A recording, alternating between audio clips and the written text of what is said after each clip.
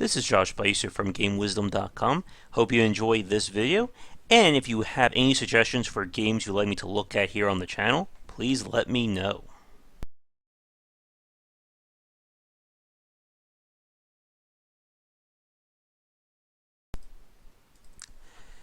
Hello again, everybody. Welcome to another week of Game Wisdom Live, our little wrap-up show talking design topics and kind of catching up with what's been going on with Game Wisdom. Of course, I'm still Josh Bycer. Sadly, James is not feeling well this week, and unfortunately, he won't be able to make it to the stream this time. But because of that, it's going to be a quick one this week. We got a whole lot more subscribers onto the YouTube channel. We're now officially over 1,200. So thank you to everyone who's enjoying the content here, and for those of you watching this live on Twitch. In some interesting news, these last 2 weeks have kind of been my busy time. I've been working a part-time job on and off for the last 2 weeks. It wraps up tomorrow, which has kind of been putting me behind schedule in terms of videos and posts. But I'm hoping that I'll get back to my real full-time job starting next week. Hi, El Gordo. Thanks for joining us. Let me make sure that the chat is up. There it is. Also, in some administrative news, the good news is I set up a Discord server for Game Wisdom. Bad news is I have no idea how to actually run it. But I'm hoping that I can figure things out, maybe get James on to test things, and we can use that as a way for people to essentially call in and talk with us. That way we don't have to worry about Skype, and we have the control of Discord to do things with. Let me check things out over here. For those of you watching this live, 1 second, it looks like the Twitch thing is messing up there. There we go. Yeah, too small. So, for those of you watching this live, I'll have today's critical thought up once the live show is over. I'm going to be talking about one of the, worst examples of early access and things you should not do if you want your game to be a success. Also today, I spoke with Cliff Harris over at Positech Games. We did a podcast that will be up, considering I don't think I have a backlog of podcasts anymore. It may be up either tomorrow or next week. We talked about Steam Direct and his thoughts on things, and he kind of made some really good points about why these changes should be happening as a way of essentially vetting Steam. Oh, hi XP, thanks for joining us.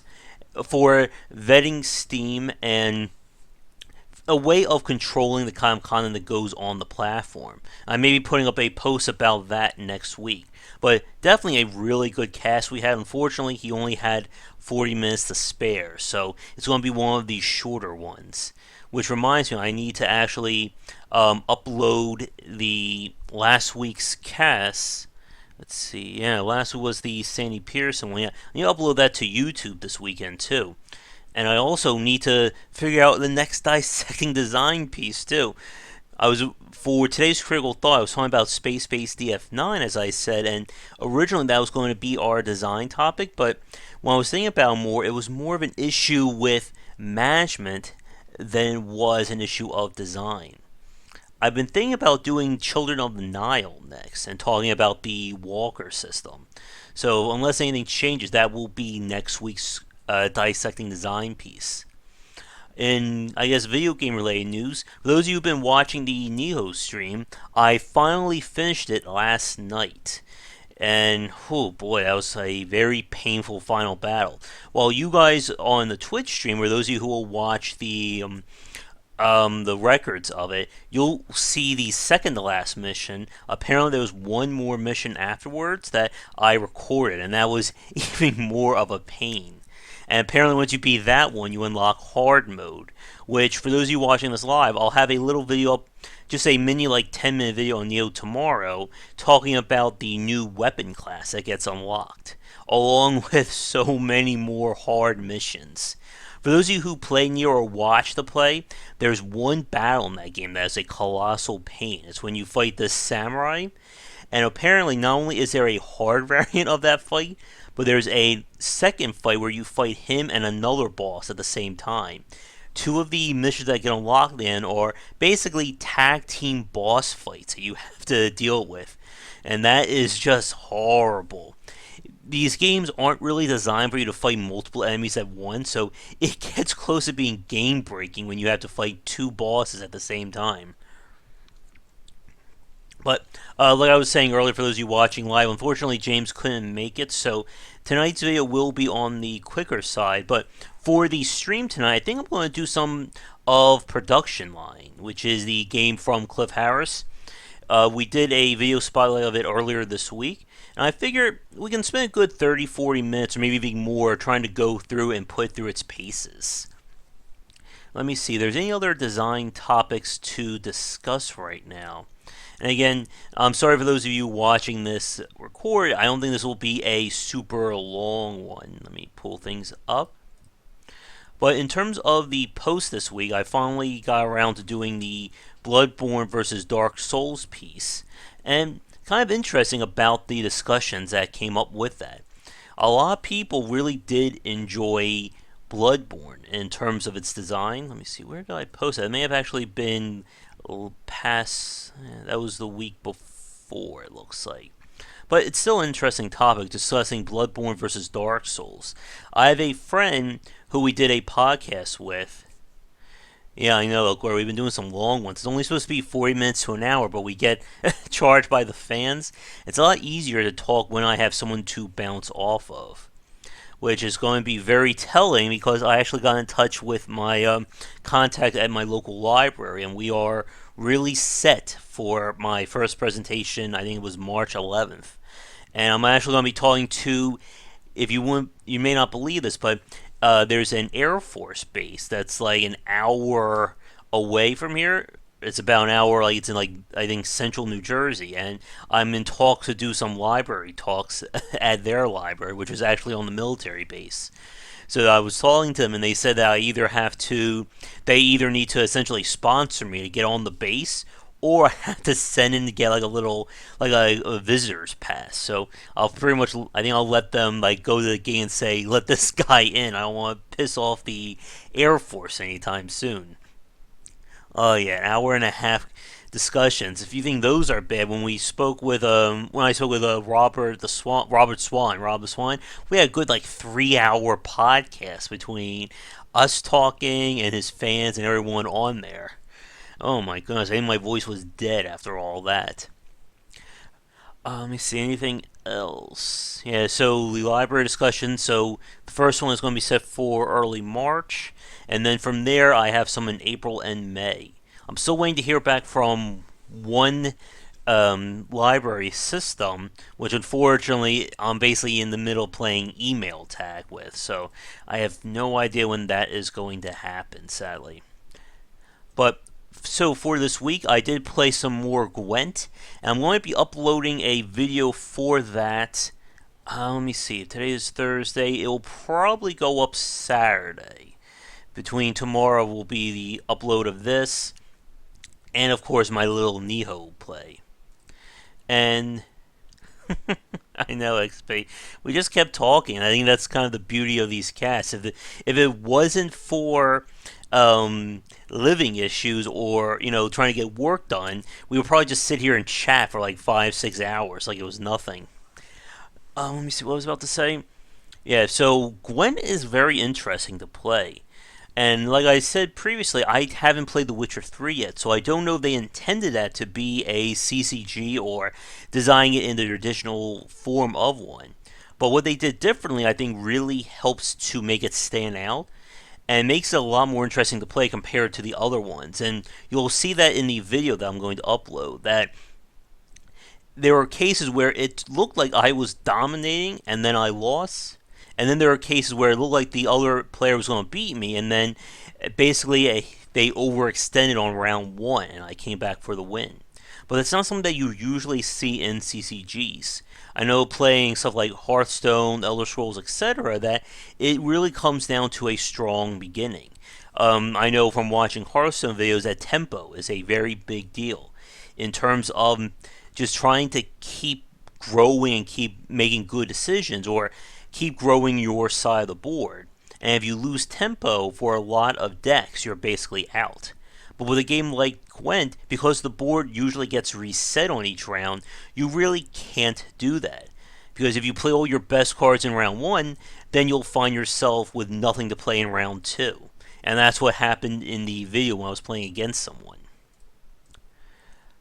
Now, besides Gwen, I have a few other games I was able to get some press copies for that I'm going to try and get around to playing. There was this game, Brutal, which was the ASCII-based game, and I put in for a request for a Nier Automata that comes out, I believe, early next month. So if I can get my hands on that, that will certainly be another Let's Break to look at. And with Bloodborne finally and officially done, I'm not going to be playing that game stream-wise for a while. I will be able to move on and probably focus some time on Bastion, which I've been promising for the last few months. And then comes the Space Chem Zachtronics Marathon at some point to get to. Hey, Cho, thanks for joining us. For those of you just joining, it will be more of a low-key discussion, sadly, this week. We won't be going an hour and a half, I can guarantee you that much. But we can at least catch up with everything. And I picked up on sale Bravely Second, which is the sequel to Bravely Default. I'm going to be grabbing that tomorrow from Best Buy. So, unfortunately, I cannot stream DS and 3DS games, no matter how much I would love to. But I'm really excited to get into that one because I enjoyed the first game, and we've talked about this before with that kind of min-maxing when it comes to party-based RPGs. When I brought up about classic CRPG versus WRPG, a lot of the older CRPGs were built around the party-based system, but they were usually designed around the holy trinity of warrior, mage, cleric, something along those lines, which really inferred on a lot of those early MMOs as well. I think that's also kind of why I really took to stuff like Star Trek Online, City of Heroes, and even something like DC Universe Online that forego the traditional MMO-based classes. They still had stuff like you had your healer, you had your tank, but it was disguised or dressed up in the mythos of those titles. That actually brings me to an interesting question. I just thought of this for you folks watching this. I remember from City of Heroes they did something very interesting with the prestige class. This was not so much late in terms of City of Heroes, but late in terms of when I played it. That once you got a character to full level, and I think you beat like the end game at that time, they unlocked an exclusive class that you could roll as with a new character. It was like some kind of like super class, if I remember right. My question is, do you think that is a good idea for an MMO to basically have that kind of prestige system? I don't know. Thinking back, I think that wasn't probably a good choice considering the amount of time that you have to spend with an MMO. With a game like Call of Duty or Payday 2, the prestige system is just used to get back into the swing of things, and there's always that reward of being able to move faster. But these games don't ask you to play 60, 70 hours plus to get to a full level cap. But I'm wondering for you folks watching, what did you think about that kind of system? And could something like that work in an MMO? Not just starting a new class, but being told that something will only unlock if you start back at level 1.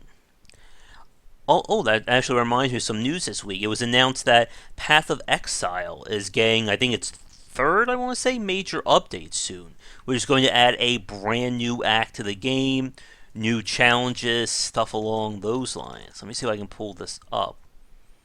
And Path of Exile is when you think about it, that is a very unusual game, like in terms of how much success it's been having. You wouldn't think that you could do an action RPG as free to play, but they have certainly made the most of it. So let me see what we got here. I'm just looking at their new stuff, so they're going to add new content. Here it is. So they're going to add version 3.0 to the game soon. So we have a new act. Oh, two new acts. Oh, wait, I'm sorry. It's going to be a whole. Wow, that's really an entire expansion they're adding. So there's going to be multiple acts of stuff, a new Pantheon system. Hmm. Huh. That that's sounding like what they were doing with um the consolation or the what was it again? I'm blanking on the name of what they did with Grim Dawn, with the constellation that you could put points into. Let's see. Of course, more gems, unique items. Hmm. So that is coming. Oh, March 3rd is when they do the next league, and then June, July of 2017 is when they will actually release the new expansion. Yeah, let me see here. Yeah, I'm not sure if that would be considered prestige or not. Prestige kind of design is one of those very weird terms. Like the first time I heard of it was from Call of Duty, and in that game it was essentially you get to the full level, you go back down to zero. Yeah. Now I think that would be more of a prestige that you can pass things on to a new character. It's sounding like the Pantheon system again is something more like Grim Dawn, where you're just applying the benefits and you can mix and match them at will. But like the prestige design is definitely more of an interesting case when it comes to multiplayer, especially games like Payday and Call of Duty, you are where it's kind of a way of just giving you that progression model again. Because a lot of these games, I think, tend to struggle when you hit max level and you're wondering, what am I supposed to do? I guess as an interesting point, would Diablo 3's Paragon system be considered prestige? Or is it really just a pseudo form of leveling? You're at cap, and now you get these prestige or the Paragon levels that just add new passive bonuses. I'm not quite sure. It was a very interesting system that they put in there. At least, again, it adds some measure. Oh yeah, that's right. I'll go to prestige like resetting in a clicker game. Oh goodness, that can drive you crazy. I mean, I've played the few of the big clicker games: Cookie Clicker, Adventure Capitalists. What was the third one I played?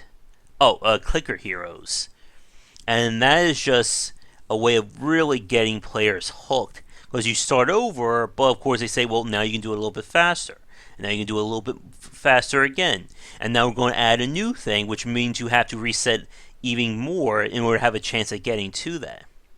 Maybe one of these days I'll do like a stream of Adventure Capitalists. I'm sure everyone will enjoy watching me play a clicker game for 40 minutes to an hour. I did do that video on Cookie Clicker from a while ago, and I don't know, those games, like I said in my video in the talk, they're just distilled progression models. There's nothing else keeping you playing those games other than watching numbers go up so other numbers go down. Speaking of which, of clicker games, someone introduced me to this clicker game that was kind of like um, Factorio. You were building like automation systems, and you basically watch numbers go up. You buy a new upgrade, and then you put that one in, and then you just keep building things up and up and up. The clicker games. But yeah, it's one of those things that has really grown in popularity despite just really having nothing there. I did buy like this basic clicker game. What was it? Idle Civilization on Steam a while ago. It was kind of interesting, but again, I always find myself I get hooked on them for like a few hours and then I never play them again. Same thing happened with Venture Capitalists. I know there's like dozens of them on Steam now, which actually I think could be another lead in talking more about Steam Direct, and with them trying to put up some kind of a wall for these basic titles. And it goes back to what we were talking, or when I was talking with Cliff Harris about earlier today, and he said that having that fee is very important because they want the best games to be on the platform. And if your game reasonably can't make $5,000, then maybe that game wasn't worth it to be designed to begin with. But I don't want to go over that whole discussion now because I want to save it for when the cast goes up. Let me see here. Yeah, I gotta finish up the video. Like, as I was saying earlier, I've been doing this part-time job the last 2 weeks, which hopefully wraps up tomorrow. The good news is it's earned me a little extra cash, but it's basically put me behind on everything that I've been up to. And I still have to finish my second big presentation, the PowerPoint for that.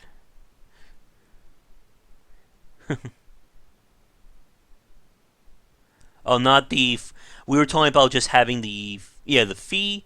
I think he said from that cast that he was, I think, fine with, I think, $1,000. But you guys will be able to listen to that when it goes up either this week or next. But I would love to have him on for one of these live discussions. We actually did a video, or we did a live discussion of Gratuitous Space Battles 2. That will be, I think, a year ago. And unfortunately, he has some issues with his internet with doing the live streaming, so hopefully we can get that straightened out. I would love to have him on. I also reached out to Sandy Pearson again because we did the podcast, and I would love to have him on for a live discussion because we did not touch on Cthulhu Wars, which is, of course, his big board game that he's worked on, he's done the Kickstarter for, etc. Yeah, that's kind of the thing. That's the discussion that we were having. That is $1,000 in sales a lot or little, depending upon your game. And it's kind of, I know it's very tricky because I know there's people. I guess here's the part that's going to be very polarizing. We brought up the discussion about whether it's a good or bad thing that this will restrict students and first-time developers from getting on the platform. And he kind of said that he's fine with that. Like, your first game shouldn't be on Steam. Unless, of course, you're able to do everything perfectly. Like, we kind of equate it to, like, Steam is like a major motion picture. And if you're a first-time actor, you're not going to walk up to a studio and say, put me in the next Star Wars, or I demand that, or you, as a first-time actor, you're saying that I can be in the next Marvel movie, they'll hire me. No, you have to work your way up for that. And that's, I think, kind of what I'm agreeing with him, is if it means that Steam will, I think Steam is trying to rebrand itself as it was at the beginning as kind of being this, the quality store. That you're not going to find anything that doesn't have the quote-unquote Steam badge of approval or the mark of quality. And one of the things that he talked about that was very interesting, he did bring up something that I mentioned in my post, that there was a mention of basically being officially put on Steam. But he did mention, like, we didn't go into too much of detail about it, but that there comes a point where if you are successful enough on Steam, you've put enough games, that you're essentially in. You don't have to pay that fee anymore. And I'm sure that they will establish these rules as time goes on. But one thing that was very telling, and this was one of the reasons I would love to have a live chat with him, was that this is really the first time that we're seeing this kind of transparency when it comes to the storefront of buying and selling games. Because a lot of this we really don't see from the public point of view. We've talked about the stories of, I know a guy who knows a guy to get me on Steam, but in terms of actually, like, that kind of work that goes on in getting onto a digital store, that kind of stuff has really remained in the back rooms until now. And again, as the date gets closer, spring 2017, it will be interesting to see what this will mean going forward in terms of being on Steam and even what it means to make these games. Because as we've talked about, there are viable alternatives to Steam these days. Of course, not massive names like Steam, but you have Humble Bundle, GOG, Ichigo, and even the option of selling your games just from your own site using like the Humble widget or I think it's BMT Micro. But that kind of stuff, like, we really don't hear a lot from self-selling your games these days because everyone got on Steam. So it'll kind of be like a real like reinvention almost of trying to work on Steam and being a developer. And again, I'm sure we'll be having more discussions along those lines. Now, one thing that's going to be interesting, I know GDC 2017 is coming up real soon, which means if I don't get a few more developer interviews ready, everyone will be focused on that. Unfortunately, I won't be able to make it this year, but I'm hoping that with all the stuff that's been going on with YouTube, the presentations, and just growing, that I'll have a chance to make it out to GDC 2018. But at this point, it's going to be more fingers crossed. Let me see. I was trying to remember. There's one other point about Steam Direct. This is what, yeah, this is what kind of sucks about just talking to myself, that I don't have anyone to cut out the downtime when I'm taking drinks or thinking of a topic. But yeah, about that, what XP just wrote, yeah, it's going to be interesting about what that fee is. Again, it's hard to tell exactly how much is too much. But I do wonder if Valve will invite developers, or they'll do something like that, saying, pitch us your game, and if it's good, we'll just put you on no questions asked. Although I think, again, that gets into Valve being hands on, which, as we've talked about, it's not something that they particularly like to do all that often. Now, let me see if there's any other news bits to touch on. Just more posts. Fig is in the news again. Wait, what? All at once. I just want to look at this quickly. So it looks like Fig is launching a funding initiative. They have set aside $500,000 to help developers cover the cost of localization, marketing, and final polishing efforts. That is kind of interesting. Yeah, exactly, El Gordo. They don't want to check the games, they want automation. So basically, Fig is trying to set aside money as kind of like emergency funds, like if something happens at the end. That's kind of telling. Like, it's one of those things, especially as developments become more transparent about, usually if you're doing things well, you shouldn't run into these problems. Oh, so there is new footage of Prey. Prey's one of those really funny games due to like how much it changed over development, and then they were playing a sequel which then got completely changed as well. Is Arcane Studios the one who did Dishonored? Because that name sounds very familiar to me. Yeah, they're the studio who did Dishonored 2. Oh, so they're moving on to working on Prey. Interesting. Also, it's also interesting, I just nearly missed my mouth when I took that sip. Let me see. Oh, I did get a Steam code for this game called Dystoria, which I can't check out until they give me the go-ahead next week, but I'll be trying to make a video on that. Let me see, there's anything else important to talk about. I would love to have another design chat with everyone, but with it just being myself, I won't be able to do too much of it. One-way conversations aren't exactly the most exciting thing, and unfortunately the only prop I have is the board back there. Yeah, that's right, El Gordo. The current Prey isn't the canned one, yeah. The original sequel to Prey was going to be more of an open world bounty hunting game. The second one's now more of a narrative. I think you're like on a space station and you're not sure what's happening, kind of thing. Yeah. That's actually a really good discussion one of these days we need to have about the pros and cons of branding. Actually, that could make a really good critical thought. Because I've talked about this before with something like Banjo and Kazooie Nuts and Bolts. How despite how great that game was, it was negatively reviewed by a lot of people because they thought it basically strayed away from the original Banjo and Kazooie, which it certainly did, but it wasn't a bad game. It was just a different one. What's kind of funny today is that one of my posts that I made has been getting a lot of buzz, or at least more buzz than usual. That I was talking about with game mechanics and about how to teach players effectively interesting or different systems. But I need to write down before I forget that critical thought topic. I still need to think of a dissecting design too.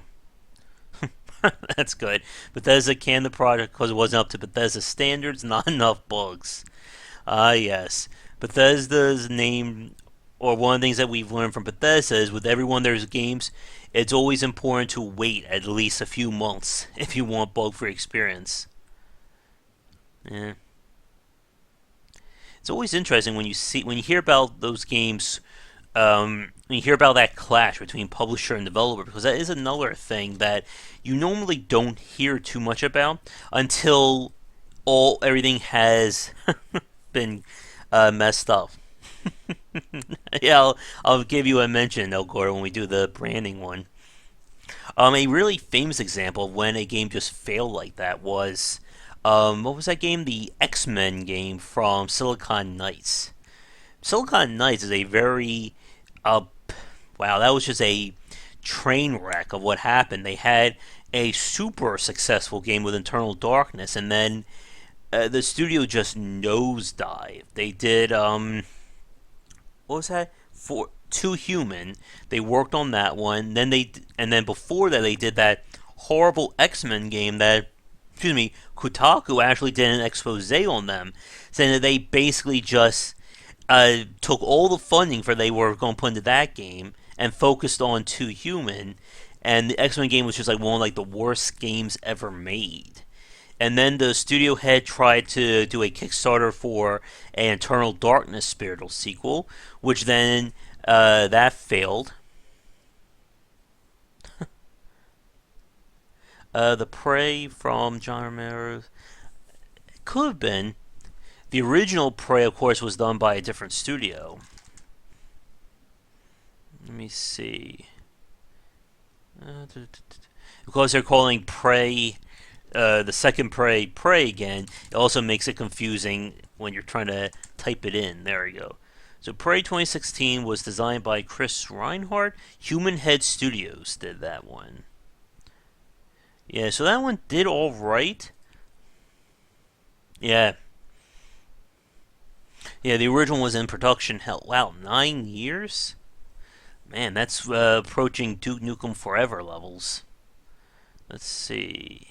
I know they definitely changed things around a lot during development. Oh yeah, that's right. So 1995 was when they first were talking about Prey at 3D Realms, and then there was a build in 1997, and the game just kept being designed and designed over and over again. And whew, that's always one of those things that kind of sucks when it just goes when you enter that development hell stage and you just don't want to keep working on the game anymore, or you just keep coming up with idea after idea, and that's kind of what they ran into a problem with Duke Nukem Forever. I know Duke Nukem Forever went through like what did they go through like 3 or 4 different engines over the course of development. It was always that case where every time they wanted to finish it, something new came out, and then they said, "Oh, let's add that in," and it just kept growing and growing and growing. And that's one of like those really important lessons about game development. At some point, you need to know when your game is done. 3 engines, damn. Well, I was close. I would just I just threw the 4 number out off the top of my head. But yeah, and it's never a good sign when your game has to switch engines like that. Now, if you're going from like Unity 3 to Unity 4, or I'm sorry, Unreal 3, Unreal 4, something like that, I mean, if it's the same basic engine, that's alright. But if you're having to completely scrap everything and start over brand new with something else, that always is a bad sign for games. Prey started on the Duke Nukem 3D engine. Oh my goodness.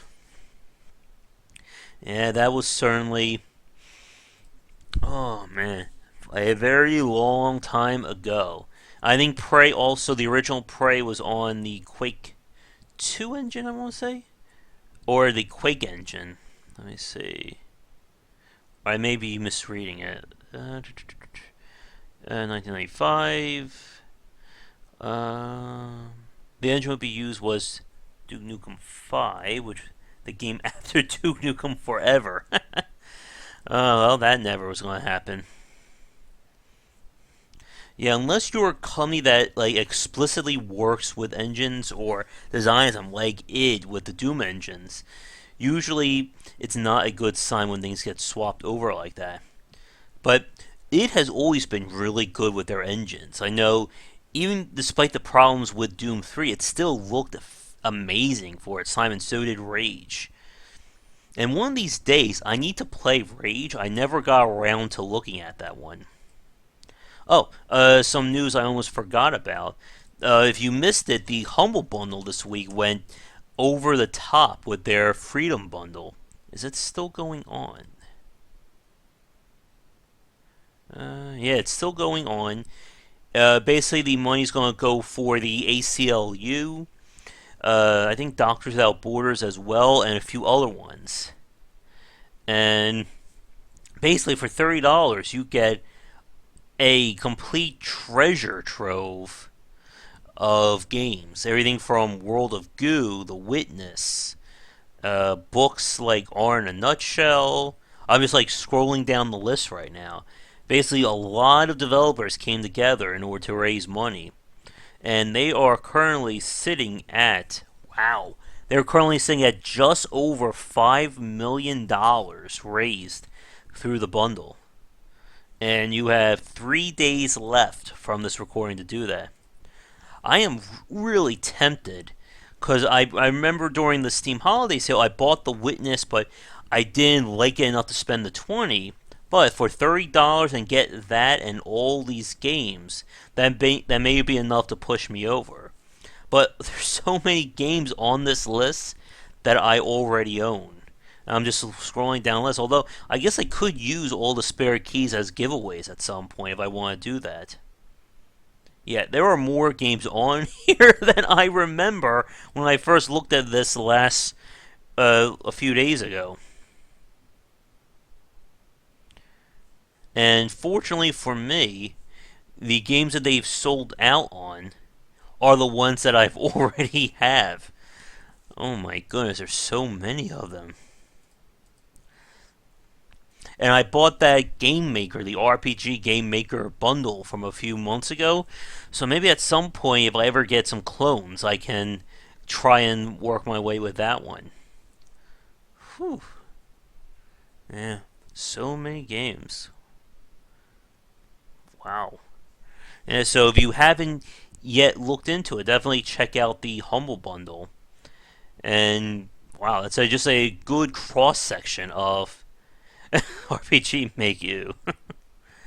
Just a really good cross section of indie games. Let me see, what is our time? Speaking of asset swaps. Yeah. And we're getting up there. I think we'll wrap things up in the next few minutes. I'm not sure, for you guys watching this live, would you like to see a New Game Plus of Neo or some of production line for tonight's stream? Because I could go either way at this point. While you guys are responding, I know For Honor has been getting some buzz this week. Oh, wait, 1 second. I just want to see, did they actually announce some news? Oh. Oh. Hold on a minute, everyone. Someone just told me that Auction Not Included is on early access now. That can't... Is it?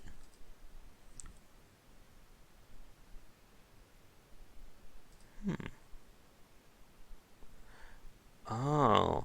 Oh, it's they're finally doing alpha testing for it. Huh. I am going to have to see about doing that.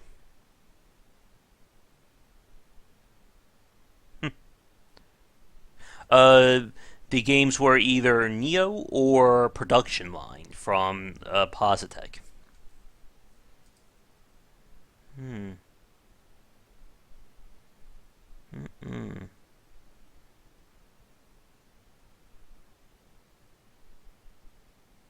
Hmm.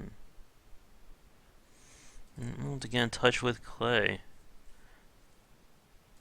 Yeah, I'm gonna have to send him an email when I'm done with the stream, and I'll put up the critical thought as well. Oh, I hope not. I hope he's not faking a sickness just to get into For Honor, because that's gotta be my tactic one of these days. Oh, I know they released the Radiant mode for Darkest Dungeon. As I said or what I will be saying on the Critical Thought, I know it will be very easy to do a Darkest Dungeon dissecting design, but I want to save that one for when there's absolutely nothing else to talk about. He has Viking sickness. Oh, goody. And hopefully I can figure things out with the Discord server and see about setting that up. Hopefully, when James is feeling better this week, I can get him on so I can test things out. And things go accordingly. I'll include a link to that in the Twitch stream, or I'll just have that ready for people to join, and then I can mute or let them talk as they want. Alright, but let's wrap things up here for tonight. Again, this will be a shorter one. I'm hopefully going to try and get some more guests. And for those of you stream the process of me getting Discord set up, the lengthy trial there. For those of you watching, if you'd like to be a guest for any of these discussions that we have, be sure to get in touch with me. Again, you can email me at josh@game-wisdom.com. Send me a Twitch message, anything like that. But I think we'll wrap things up here. That way I can post the critical thought, and I'll get things ready for the stream. So for those of you who've been watching, thank you so much. If you're a first time, be sure to like and subscribe. Let me see. So this will be, if you're watching this recorded on, I think it's going to be quicker than that. I don't think we'll have enough for a stream. For applying, as long as you're interested in talking, like to us about design and such. I mean, again, we'll probably try and keep it to one guest per night, unless unless we go through things pretty quickly. But we'll need to sort things out as they come on. But as I was saying, for those of you watching this recorded on YouTube, this will be Friday, so I'll have the podcast up hopefully either Friday or Saturday. If you're And then, let me see, and then Saturday will be another critical thought.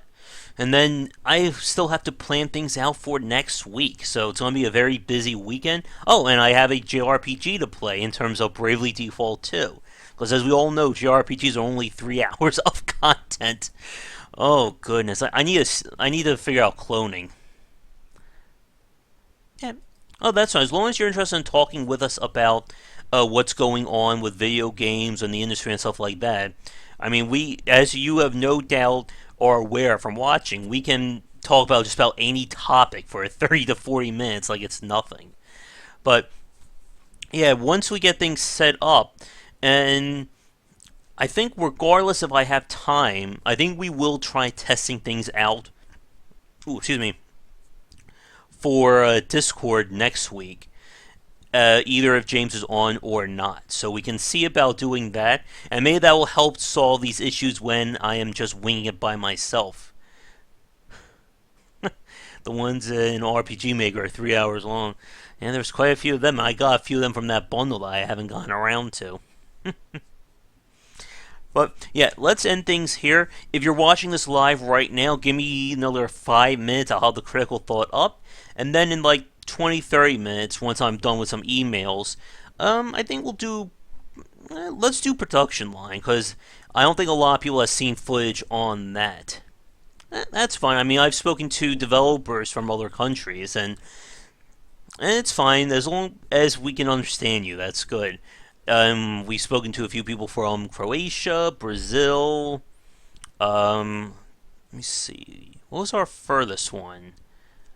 India, Australia. So I mean, we've dealt with the international crowd, so that shouldn't be a problem. Alrighty then. Let me see if there's anything else going on. I'm just trying to check my emails to see if there's any new games worth taking a look at. But yeah, hopefully, I would love to talk with him, the developer of Alone in the Dark. But I sent him. I have his card. Let me see. Do I still have it right here? Because I am very sure I still have that from I got with him. I keep all my little business cards I haven't looked at in months right next to me here. I can't find it right off the top of my head there. But yeah, we spoke, but he did like a whole presentation about Alone in the Dark and design the game. Maybe if I can find him, I'll check out that link you sent me, Algordo, and see if I can get in touch with him, because I would certainly love to talk with him about horror design and about his upcoming game. But yeah, like I said, I'm going to hopefully, fingers crossed, see if I can get my hands on the press copy for Nier Automata, and that'll be sort of, I guess, our March game. Nice. But yeah, I guess as a one other quick update for Neo. So for those who've been watching this on the YouTube for either on Twitch or on YouTube, the it's going to be a lot shorter than the Dark Souls one, simply because I'm going to only focus on the main missions for YouTube. If I didn't do that, oh my goodness, we'll be here for probably another 10, 20 episodes easily. But that way, this won't be a super extended series like Bloodborne was, and we can easily move on. Yeah. I'm kind of curious to see what will end up with Nier Automata. I wonder, because I remember the first game only was okay. Like, it didn't seem to get a huge amount of buzz. But yeah, if I can get my hands on that, that'll be great. At some point, I would love to play Resident Evil 7 if I have the money. Maybe, as we talked about, maybe we'll go on sale in like 4 or 5 months and we can take a look at that. But I just saw that what's very interesting, I'm already seeing discounts on Final Fantasy. Which one is it? Oh yeah, 15 and The Last Guardian. Apparently, they're having some sales on it already. So I mean, it's probably only a matter of time before Resident Evil 7 will be on sale. I speak my hand all the time. Let's see. Yeah, that's true. All the DLC. I'm sure there'll be a Game of the Year edition for that. Titanfall's on sale. And at some point, I really need to upgrade my computer, get that at least semi-current. But we'll save that for another day. So let's wrap things up here, because like I said, I do have one more day of work tomorrow, or today if you are watching this on YouTube. So once again, thank you so much for watching. And like I said, be sure to stay tuned for more great content daily here on Game Wisdom.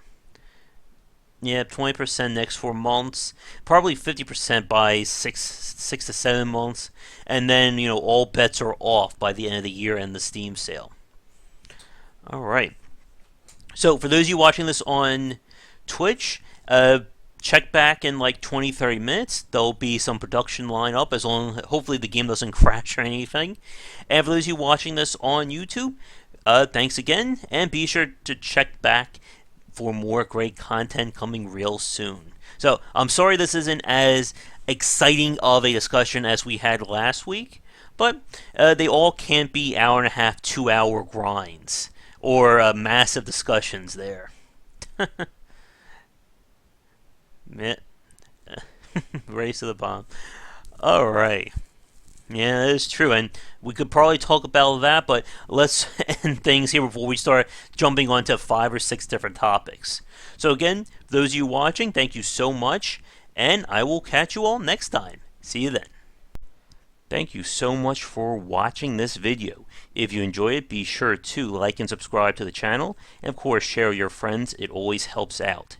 For daily posts on all manner of game design and industry topics, check out game-wisdom.com. To support the site and everything that I do, be sure to check out the Patreon campaign. If we can hit goals, it will mean more content for everyone to enjoy, and I'll be able to support myself and my household. If you want to follow me, you can find me on Twitter at GWBycer for updates throughout the day and random thoughts from me. And lastly, you can find me on Twitch right over there at GWBycer for daily streams most nights around 10 Eastern. Thanks again for watching the video, and be sure to check out more great content coming to the Game Wisdom channel real soon.